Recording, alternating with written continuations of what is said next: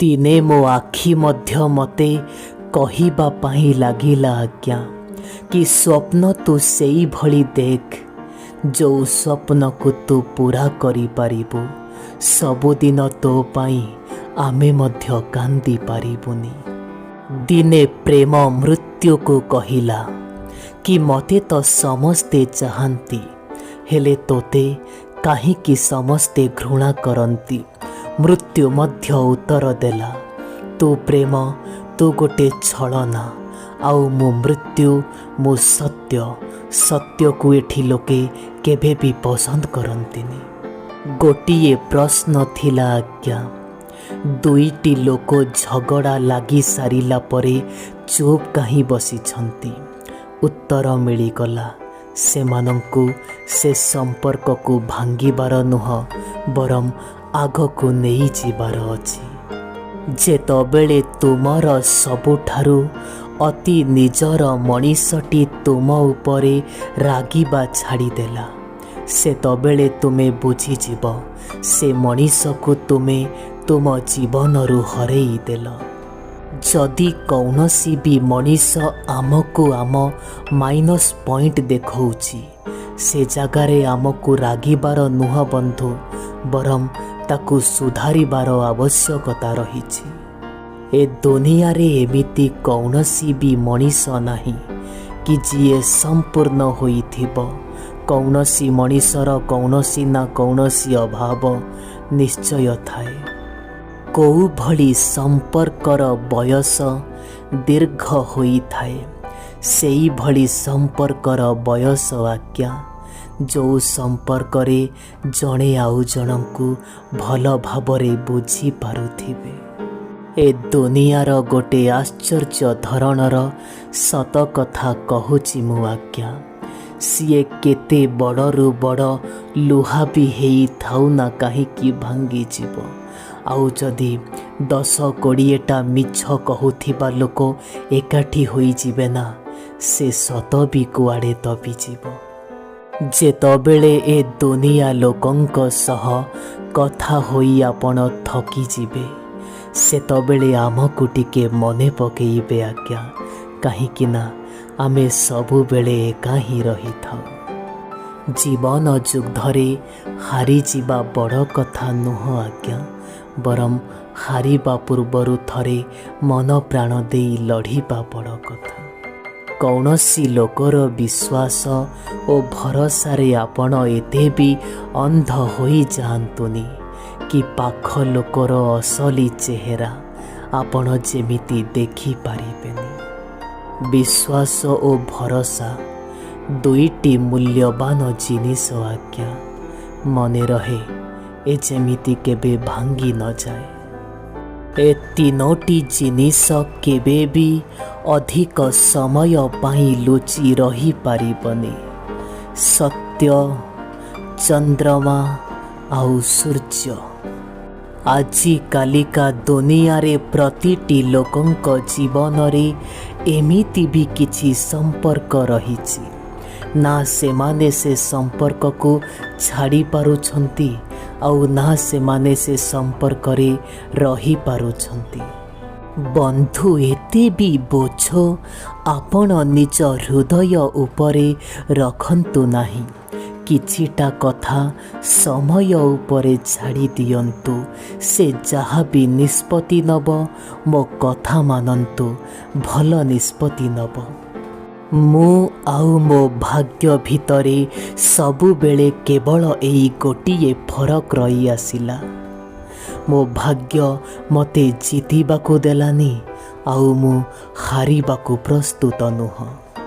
मो कथाटी विश्वास नहेले भी सत सबु बेले जो लोक माने अन्य मानंकर सुख सुविधारे आग धाड़ी रे ठिया हुअंती सेमानंक पाखरे ठिया हबा पाई केही भी न थांती। सेमाने केवल निजर आवश्यकता पाई आमको व्यवहार कले आउ आमे भाबिलु हुए तो भगवान सेमानंकु आम प्रार्थना बलरे आम जीवन को पठेइले। ସବୁବେଳେ ଜୀବନରେ ଅନ୍ୟମାନଙ୍କ ଠାରୁ ଉପଦେଶ ନେବା ବନ୍ଦ କରନ୍ତୁ। ଆପଣ ନିଜେ କୌଣସି ବି କାମ କରନ୍ତୁ, କାହିଁକି ନା ଉପଦେଶ 100ଟା ନିଅ, ଅନୁଭବ ଗୋଟିଏ ହିଁ ଯଥେଷ୍ଟ। ମୋ ମନ ଓ ହୃଦୟରେ କହିବା ପାଇଁ ତ ବହୁତ କଥା ଅଛି ଆଜ୍ଞା, କିନ୍ତୁ ଏମିତି କେହି ବି ମଣିଷଟିଏ ନାହିଁ ଯିଏ ମୋ କଥାକୁ ଶୁଣିପାରିବ ଆଉ ମୋତେ ଟିକେ ବୁଝିପାରିବ। ଆପଣଙ୍କ ବିରୁଦ୍ଧରେ ଟିକେ କଠିନ କଥା କହୁଥିବା ଲୋକକୁ ଆପଣ କେବେ ବି ଛାଡ଼ନ୍ତୁ ନାହିଁ। ହୁଏତ ତା କଥା ଟିକେ ଆପଣଙ୍କୁ କଷ୍ଟ ଦେଇପାରେ, କିନ୍ତୁ ସିଏ ଆପଣଙ୍କୁ ଯାହା ବି କହେ ସତ କଥା କହେ। ଏ ଜୀବନର କାଲକୁଲେସନ୍ ମୁଁ ବହୁତ ଥର କଲି, କିନ୍ତୁ ସୁଖ ଦୁଃଖର ଏଇ ମିଶାଣ ଫେଡ଼ାଣକୁ ମୁଁ ଏପର୍ଯ୍ୟନ୍ତ ବୁଝିପାରିଲିନି। ହେ ଭଗବାନ, ତୁମେ ମୋର ଏଇ ଗୋଟିଏ ପ୍ରଶ୍ନର ଉତ୍ତର ଦେଇପାରିବ କି? କାହିଁକି ଅଧିକ ଦୁଃଖ ପାଆନ୍ତି ସେଇ ଲୋକମାନେ ଯେଉଁ ଲୋକମାନେ ହୃଦୟରୁ ବହୁତ ଭଲ ହୋଇଥାନ୍ତି? ଭରସା ଯଦି ଆପଣ ନିଜ ଉପରେ ରଖିବେ ତେବେ ଆପଣ ସବଳ ହୋଇ ରହିବେ, ଆଉ ଭରସା ଯଦି ଆପଣ ଅନ୍ୟ କାହା ଉପରେ ରଖିବେ ତେବେ ଦିନକୁ ଦିନ ଆପଣ ଦୁର୍ବଳ ହୋଇଯିବେ। ଆପଣ ଆପଣଙ୍କ ଜୀବନରେ କେବେ ଠିକ୍ ଥିଲେ ସେ କଥା କେହି ବି ମନେ ରଖନ୍ତି ନାହିଁ, କିନ୍ତୁ ଆପଣ ଆପଣଙ୍କ ଜୀବନରେ କେବେ କେଉଁଠି ଟିକେ ଭୁଲ କରିଦେଇଥିଲେ ସେ କଥାକୁ ସମସ୍ତେ ମନେ ରଖନ୍ତି। ଆପଣଙ୍କୁ ବିଶ୍ୱାସ ନହେଲେ ବି ସତ ଆଜ୍ଞା, ସବୁବେଳେ ମିଛ କଥା କହୁଥିବା ଲୋକର କଥା ମିଠା ହୋଇଥାଏ, ଆଉ ସତ କଥା କହୁଥିବା ଲୋକର କଥା ବଡ଼ କଷ୍ଟ ଦେଇଥାଏ। ଆପଣ ଆପଣଙ୍କ ଜୀବନରେ ଗୋଟେ ଭଲ ମଣିଷ ନିଶ୍ଚୟ ହୁଅନ୍ତୁ, କିନ୍ତୁ ପ୍ରମାଣିତ କରିବାର କୌଣସି ବି ଆବଶ୍ୟକତା ନାହିଁ।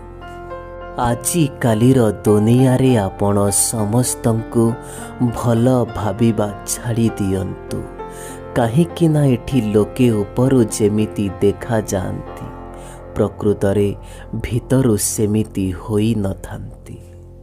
କୌଣସି ଲୋକଠାରୁ ପ୍ରତିଶୋଧ ନେବାର ଖୁସି ଆମ ପାଖରେ 2-4 ଦିନ ପାଇଁ ରହିବ, କିନ୍ତୁ କୌଣସି ମଣିଷକୁ କ୍ଷମା କରିଦେବାର ଖୁସି ଆମ ପାଖରେ ସାରା ଜୀବନ ରହିବ।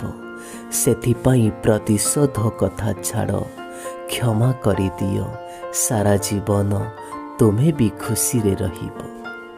ଏଠି ଲୋକମାନେ କୁହନ୍ତି କ୍ଷମା କରିଦେବା ଆବଶ୍ୟକ। ଆଜ୍ଞା, ଲୋକମାନଙ୍କ ଭୁଲକୁ କ୍ଷମା କରିଦେବା ଆବଶ୍ୟକ, କିନ୍ତୁ ଜାଣିଶୁଣି ଯେଉଁ ଲୋକମାନେ ଚାଲାକି କରନ୍ତି ସେସବୁର ଆମେ କରିବା ବାକ। ଇଏ ଏମିତିକା ଜୀବନ ମୋ ବନ୍ଧୁ, ଯେଉଁଠି ଲୋକେ ବଡ଼ ବଡ଼ ଗାଡ଼ି ଭିତରେ ମଧ୍ୟ ମନ ଦୁଃଖରେ ଥାଆନ୍ତି, ଆଉ ଲୋକେ ଗୋଟିଏ ସାଇକେଲ ଚଲେଇ ମଧ୍ୟ ଆନନ୍ଦରେ ଥାଆନ୍ତି। ଯଦି ଆପଣ ସାକ୍ଷାତ କରିବା ପାଇଁ ଚାହୁଁଛନ୍ତି ତେବେ ଆପଣଙ୍କୁ ଆଦର କରୁଥିବା ଲୋକଙ୍କୁ ସାକ୍ଷାତ କରନ୍ତୁ। ବାକି ରହିଲା ଆପଣଙ୍କୁ ବ୍ୟବହାର କରିବାକୁ ଚାହୁଁଥିବା ଲୋକ ଆପଣଙ୍କୁ ନିଜେ ହିଁ ଖୋଜିଦେବ। ଯଦି ଜୀବନରେ କେବେ ବି ଆପଣଙ୍କର କଠିନ ପରିସ୍ଥିତି ଆସେ ତେବେ କେବେ ବି କାହାକୁ ସାହାଯ୍ୟ ମାଗିବ ନାହିଁ। କିଛି କ୍ଷଣ ପରେ ସେ କଠିନ ପରିସ୍ଥିତି ତ ଚାଲିଯିବ, କିନ୍ତୁ ମାଗିଥିବା ସାହାଯ୍ୟ ପାଇଁ ସାରା ଜୀବନ ଶୁଣିବାକୁ ମିଳିବ। ଦିନେ ମୁଁ ଏ ଜୀବନକୁ ପଚାରିଲି, ଏ ଜୀବନ ତୁ ଏତେ କଠିନ କ'ଣ ପାଇଁ? ଜୀବନ ବି ହସି କରି ଉତ୍ତର ଦେଲା, ଆରାମରେ ମିଳିଯାଉଥିବା ଜିନିଷକୁ ଲୋକେ କେବେ ଆଦର କରନ୍ତି ନାହିଁ। ଏ ଦୁନିଆରେ ଏମିତି କୌଣସି ବି ମଣିଷ ନାହିଁ ଯିଏ ପଥର ହୃଦୟ ନେଇ ଜନ୍ମ ହୋଇଥିବ। କିନ୍ତୁ ଏ ଦୁନିଆର ଲୋକେ ତାକୁ ପଥର ହୃଦୟର ବନେଇ ଦିଅନ୍ତି ଆଜ୍ଞା। ଜୀବନରେ କେବେ ବି ଏକଥା ଭାବିବେ ନାହିଁ କି ଆପଣ କୌଣସି ବି କାମ କରିପାରିବେ ନାହିଁ। ଆଉ ଜୀବନରେ କେବେ ଏକଥା ବି ଭାବିବେ ନାହିଁ କି ଆପଣଙ୍କ ବିନା କୌଣସି କାମ ହୋଇପାରିବ ନାହିଁ। ଭଲ ହେବ ଆପଣ ଏକଥା ଭାବନ୍ତୁ କି ଯାହା ବି ଆପଣ ଅଛନ୍ତି କିଛି ନା କିଛି ଭଲ ତ ନିଶ୍ଚୟ କରିପାରିବେ ଆପଣ।